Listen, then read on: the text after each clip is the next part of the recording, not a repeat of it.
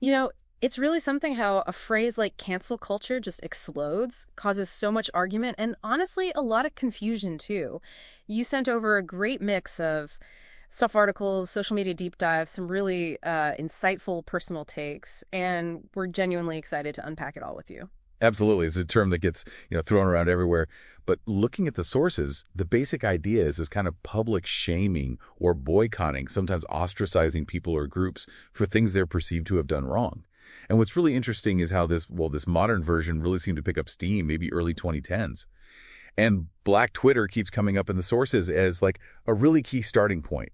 Exactly. And look, our goal here isn't just to, repeat the headlines. We want to do a proper deep dive. Where did it come from? How does it actually work? What are the real effects, good and bad? And even how does the law fit into all this, or does it? We really want you to come away from this feeling, well, clearer, like you have a more nuanced grip on it. And honestly, some of the things we found, especially these historical echoes, might make you think twice. Plus, we'll definitely get into that whole free speech tangle. It's unavoidable. Okay, so let's start at the beginning then. The sources are pretty clear that what we now call cancel culture started bubbling up early 2010s, but it really became much more visible, more widespread around maybe 2014, 2015. And like you said, that connection to Black Twitter in the early days, it's consistently mentioned, makes you think, what was it about that online space specifically? That is a good question. It suggests it wasn't just like random internet noise, probably tied to specific social things happening then. But the core idea, right? A group punishing someone for breaking the rules, that's not exactly new, is it? Oh, not at all. I mean, look back through history. You see all sorts of ways societies have done this long before the internet. Just think about being shunned in a small town, right? Social ostracism or organized boycotts. People have used those for ages to push for change. Yeah. And then you have, much darker stuff like McCarthyism, the 1950s Red Scare, accusations ruining lives, or even go way back to the Salem witch trials. Suspicion alone could be a death sentence. Wow. Yeah. It seems to be this basic human thing, setting boundaries for behavior and having consequences if you cross them. It really is sobering seeing those lines drawn through history. So what was the rocket fuel then? What took those older ideas and turned them into this super fast global thing we see now? Well, the sources point to a few key things stacking up. First, obviously, social media. Twitter, Facebook, now TikTok. The speed and reach are just incredible. Something controversial goes worldwide in like minutes. Right. Instant global outrage. Exactly. And then you've got the power of influencers, celebrities. When someone really famous, like Kevin Hart or, say, J.K. Rowling, gets hit with this massive online backlash, it just blasts the whole idea of cancellation into everyone's awareness. Makes it mainstream. Yeah. And the final piece is how corporations and even political figures started responding. They react to the online pressure, sometimes very quickly. And that kind of signals, okay, this online stuff, it can actually make things happen in the real world. Okay, got it. So let's drill down a bit. What does this look like when it's happening? What are the signs, the specific behaviors we're talking about? Okay, so public shaming is huge. That's probably the most visible part. You see it in call-out posts, hashtags trending, piling on someone online. Yeah. Then there's organizing boycotts, pushing petitions, trying to get someone fired or dropped by sponsors or deplatformed. Right. And here's a tricky part the sources mention. That line between, say, legitimate criticism holding someone accountable and it just tipping over into like a general mob mentality. Very blurry. And sometimes there seems to be this lack of room for apology or forgiveness or even guilt by association. You get targeted just for being linked to someone else who's been canceled. And what about the bigger picture, like the overall characteristics that define this whole phenomenon? Well, one defining thing is definitely the speed. The outrage just explodes almost instantly. Right. There's also this element of maybe historical revisionism, judging past actions or words by today's standards really harshly, often, without much thought for the context back then. Yeah, I see that mentioned a lot. And polarization is a big one. These things tend to create really strong us versus them camps. Very divisive. Definitely. We also have to talk about the impact on institutions, companies, organizations. They get scared. Yeah. That fear of backlash leads to sometimes really quick decisions like firings to distance themselves. There's damage control. Exactly. And naturally, all of this can lead to self-censorship. People get nervous about saying anything potentially controversial. Afraid of the pile-on. Right. Fear of the personal or professional cost. It really does sound like that double-edged sword you mentioned earlier. The sources you looked at break down the effects at different levels, right? Individual, community, society, even the whole country. Let's unpack that. Sure. So on the individual level, okay, the potential positive sometimes is accountability. Someone genuinely did something harmful, and there are consequences. Okay. But the flip side, huge potential downsides. Serious mental health issues, careers destroyed, lives turned upside down. Right, the human cost. Exactly. Then, at the community level, some see it as a tool, promoting social justice, making groups accountable. But it can also create this atmosphere of fear, maybe stifling open conversation within that community. People get scared to speak up. Makes sense. And bigger picture, society-wide. Well, the argument goes it can challenge power structures. Right. Bring attention to big social problems. Some see that as progress. Okay. But the sources also warn it can crank up the polarization we talked about, make civil discussion harder, maybe erode dialogue overall. And country level. Similar dynamic. It can push for progressive change, maybe highlight systemic issues. But there are also worries. It erodes trust in institutions, fuels deeper political divides. It's complex. It is a lot. Okay, let's make this more concrete. The sources brought up specific examples. Let's talk through some celebrities first. Kevin Hart back in 2018. That one really blew up. Yeah, the Hart case is interesting because it involved old tweets, homophobic ones, resurfacing just as he got the Oscars hosting gig. His initial reaction, not really apologizing directly, then stepping down, that sparked a huge debate. I remember that. It raised all these questions like, is there a statute of limitations on old opinions? Can people change? How do we judge past stuff now? That tension between past and present keeps coming up. It really does. And then there's the whole ongoing thing with J.K. Rowling. That seems to hit a lot of these pressure points, too. Exactly. Her comments about gender identity, they've led to this massive, sustained backlash. Boycott campaigns against Harry Potter, everything. And that case really spotlights the clash between, free speech, especially for someone with a huge platform, and the potential harm their words might cause to certain groups. The harm versus free speech debate. Right. And she's continued to express her views, which just keeps the whole thing going. And the Johnny Depp versus Amber Heard trial, that adds another twist, doesn't it? Shows maybe cancellation isn't always permanent. That's a really key point from that example. Initially, after the abuse allegations, Depp definitely faced career consequences, lost big roles. Classic cancellation, you could say. For sure. But then the 2022 trial, where the jury largely sided with him, that seemed to really shift public perception. It showed these narratives can change, that the first judgment isn't always the final word, raises questions about evidence, due process in the court of public opinion. Okay, moving from people to companies.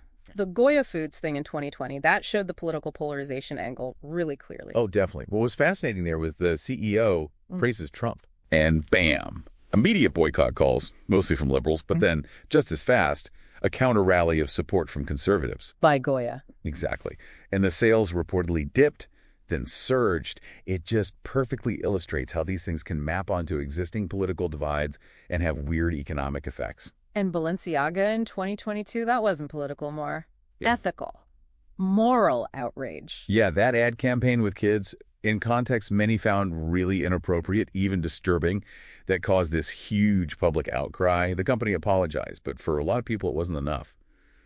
Boycotts continued. It shows how crossing perceived ethical lines can seriously damage a brand's reputation, maybe for a long time. It's not just the rich and famous caught up in this, though. The sources talk about regular people, too.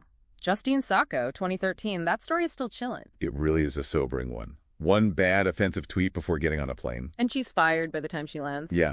It became this textbook example of maybe disproportionate shaming.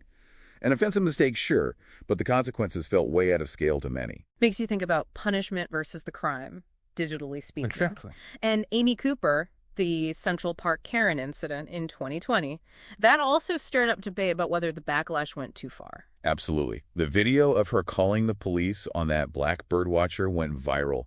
She was fired quickly, faced intense public condemnation, and while many felt it was totally justified, others worried about the sheer intensity and length of the online shaming. Was it accountability or something more like public destruction? Where's that line again? It also seems like sometimes the attempt to cancel someone doesn't stick, Or it even backfires. Gina Carano getting fired from The Mandalorian, or the Dave Chappelle Netflix special controversy. Right, those cases show the limits, the pushback. Carano was fired over her social media posts, that Nazi Germany comparison. Very controversial. Very. But then there was a backlash against the firing from free speech advocates. And later, Elon Musk hired her. It shows cancellation isn't always absolute. And Chappelle. Similar thing. Huge criticism of the Closer special, claims of transphobia, even employee protests at Netflix. But the special stayed up. Exactly. Netflix stood by him. Suggests powerful platforms or figures can sometimes withstand the pressure. Okay, so if we pull back and look at all these examples, Hart, Rowling, Depp, Goya, Sacco, Carano, Chappelle, what are the main takeaways? Well, a few big things pop out. One is that accountability can happen, and maybe should, when there's real harm done. And especially if there's, remorse shown, a way to make amends. Maybe Kevin Hart's later apologies fit here. Okay. But the examples also scream that it can go way too far. Punishment way bigger than the offense, like Justine Sacco. Or just mob mentality taking over, losing all nuance. Right. And we're also seeing this kind of uncancel trend. People like Depp, maybe Louis C.K., starting to come back after being sidelined, raises questions about how permanent this stuff really is. It's easy to think of cancel culture as totally new, just an internet thing. But the sources you looked at draw these really interesting, sometimes kind of disturbing parallels to history. Makes you think. It's a crucial point. The technology is new, yeah, the speed, the reach, but the basic human impulse, regulating the group, shaming outliers, that seems ancient. Think about the Salem witch trials. Accusations with no proof, fear spreading like wildfire, mob rule. Yeah. Almost impossible to defend yourself once accused. You can see the echoes. For sure. Now, obviously, the stakes were life and death then. Today it's usually jobs, reputation. Still devastating, but different. And McCarthyism, the Red Scare in the 50s. Absolutely. That climate of fear, the pressure to conform ideologically, being publicly shamed, blacklisted. Very similar dynamics. Yeah, the big difference maybe is who was driving it. McCarthyism was more top-down, government-led. Cancel culture feels more, bottom-up, crowdsourced, driven by social media anyway. But both rely on a kind of moral panic. The Hollywood blacklist, too, right? Ruining careers over politics. Exactly. Careers destroyed, often with zero due process, just based on alleged political leanings. Again, maybe more formalized, industry-driven than today's cancel culture. But the goal of enforcing ideological conformity, very similar. And interestingly, some people did eventually come back from the blacklist, which again mirrors that uncancel idea we see sometimes today. Though it took a long, long time for many. Even going further back, like Puritan times, shaming people publicly. You bet. The stocks, the scarlet letter, public humiliation, policing morality, excluding people, it all resonates. The basis for the shaming is different, maybe religious rules then, versus more secular social justice or political correctness norms today. Right. And maybe historical shaming felt more permanent, though online stuff can follow you forever too, so debatable. But the core idea of enforcing social norms is there. And even the French Revolution, that had elements, didn't it? Though much, much more violent. Yeah, you saw mob justice, public denunciations, destroying symbols of the old regime, even policing language. Obviously, the violence, actual executions versus online attacks is a massive difference. Can't compare that directly. No kidding. But that use of intense public pressure to push an ideology, it's there. Yeah. Though maybe more revolutionary then versus often more reformist goals today. It's quite a range of parallels. Really drives home that instinct to, police the boundaries of the group. It really does. And the thought that lingers after looking at all that history is cancel culture fundamentally new? Or is it just this old human social control mechanism finding new tools, new ways to operate in the digital age? Makes you question the basic ways societies keep order and the good and bad wrapped up in that. That's a really powerful way to frame it. Okay, let's shift gears a bit. Let's talk about where cancel culture bumps up against the legal system. This feels like a really murky area, social pressure versus actual law. It is murky. Yeah. Often very contentious. A big part of the tension is between free speech principles and the social consequences cancel culture tries to impose. Right. Because in the U.S., the First Amendment protects a lot of speech, even stuff most people find offensive, right? With exceptions, of course. Exactly. Your opinions, satire, even historical statements judged later, mostly protected, but not things like inciting violence, making credible threats, or defamation, which is basically lying about someone in a way that harms their reputation. There have been court cases about this, like Luminous v. U.S. needing proof of intent for online threats, or Mattel v. Tam, which upheld protection for offensive trademarks, reinforcing that offensive speech often is protected. So the law protects speech that cancel culture often targets. Often, yes. A key thing to grasp is that cancel culture frequently operates outside the courts. It uses social and economic levers, not necessarily legal ones, to punish speech or actions that might be perfectly legal but are deemed socially unacceptable. Okay, but defamation. That seems like one place where law could step in after a cancellation attempt. Potentially, yes. If someone faces public ruin, loses their job, reputation shredded based on accusations that are demonstrably false, and if those false statements were published widely and made negligently or with actual malice for public figures. Malice meaning they knew it was false or just didn't care if it was. Right. Reckless disregard for the truth. If all those conditions are met, they might have a case for defamation. The Depp v. Heard trial hinged on whether her op-ed was defamatory, and Nick Sandman settled with news outlets over how they portrayed him. So yes, legal pushback on false accusations is possible. What about getting fired? That's a huge consequence. What does employment law say? Can your boss fire you just because of online outrage? Generally in the U.S., yes, they often can, because of at-will employment. Meaning you can be fired for almost any reason or no reason? Pretty much, as long as it's not an illegal reason, like discrimination based on race, religion, gender, etc. But being the target of online backlash that could hurt the company's image, that's usually seen as a legitimate, non-discriminatory reason. So PR is a valid reason? Often, yes. Now, there are exceptions. If you have a contract spelling out firing conditions, or if you're fired for whistleblowing, or it is discrimination in disguise, that's different. The James Damore firing at Google, Gina Carano at Disney, those cases brought up debates around these lines, employee speech versus employer image.